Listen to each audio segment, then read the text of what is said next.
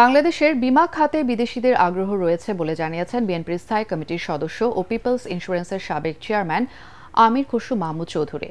তিনি জানান, আগামীতে দেশের শেয়ার বাজার উন্নত হবে, সেখানে প্রযুক্তি ও দক্ষতা বাড়িয়ে বিমা প্রতিষ্ঠানের অবদান রাখার তাগিদ দেন তিনি।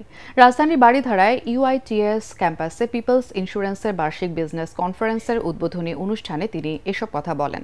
এ সময় পিপলস ইন্স্যুরেন্সের সাবেক চেয়ারম্যান এবং পিএইচপি ফ্যামিলি চেয়ারম্যান সুফি মিজানুর রহমান মানুষের কল্যাণে সবাইকে কাজ করার আহ্বান জানান। অনুষ্ঠানে পিপলস ইন্স্যুরেন্সের চেয়ারম্যান, পরিচালনা পর্ষদের সদস্য, ব্যবস্থাপনা পরিচালক, শাখা ব্যবস্থাপক ছাড়াও ঊর্ধ্বতন কর্মকর্তারা উপস্থিত ছিলেন।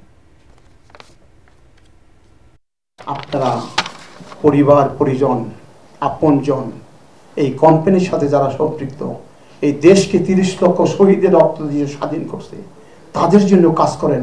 বিধাতা আপনাদেরকে ক্ষুদ্র থেকে বড় করবে, কিন্তু নিজের জন্য কাজ করবেন কিচ্ছু পারে না। আমরা পারি, আমরা পারি, আমরা পারি, এবং ইনশাআল্লাহ আমরা এই দেশকে সোনার বাংলা না, আমরা হীরার বাংলায় তৈরি করব। আপনারা সমস্ত মন প্রাণকে উজাড় করে কাজ করেন, আপনার জন্য না, আপনার ফ্যামিলির জন্য, আপনার ভবিষ্যৎ প্রজন্মের জন্য।